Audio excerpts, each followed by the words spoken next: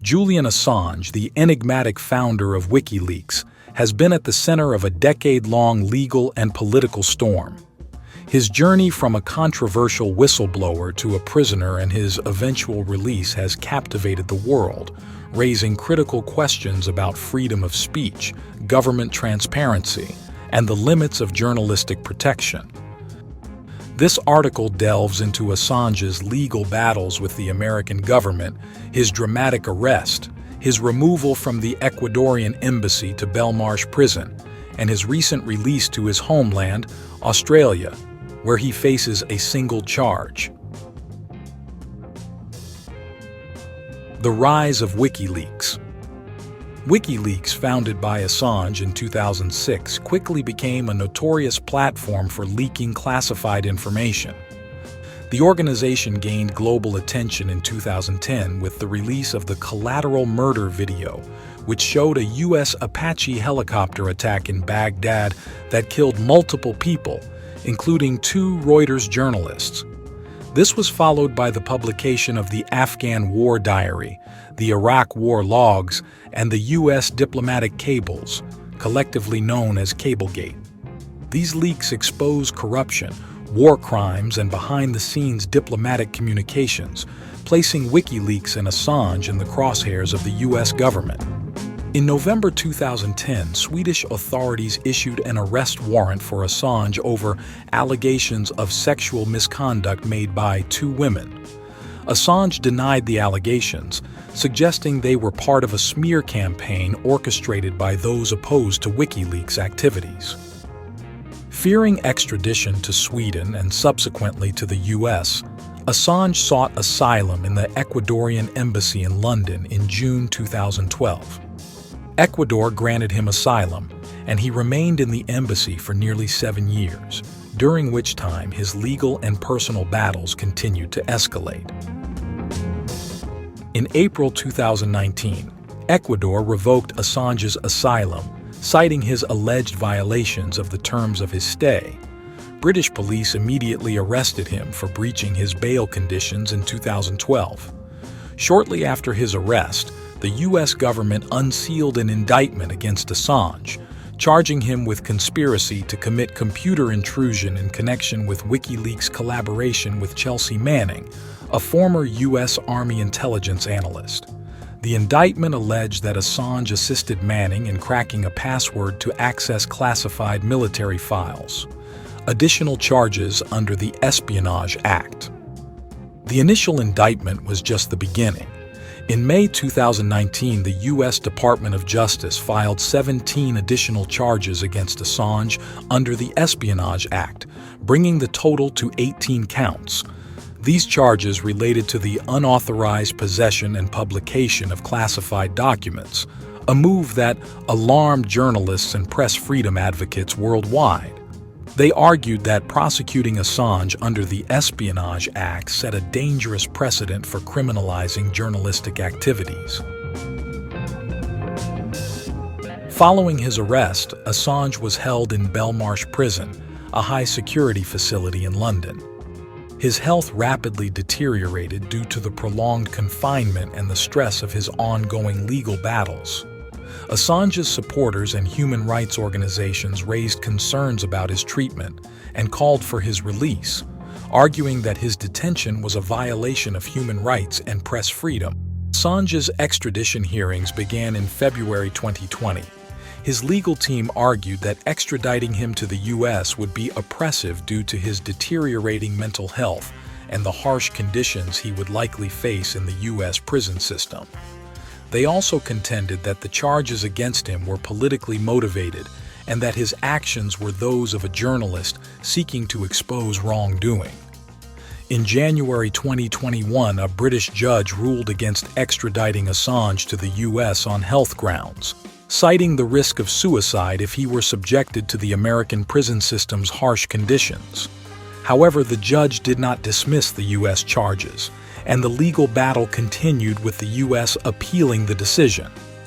In what ways has the treatment of Julian Assange during his confinement in the Ecuadorian Embassy and Belmarsh Prison been a violation of human rights, And what international laws or standards might this contravene? Throughout his detention, there were numerous diplomatic efforts to resolve Assange's case.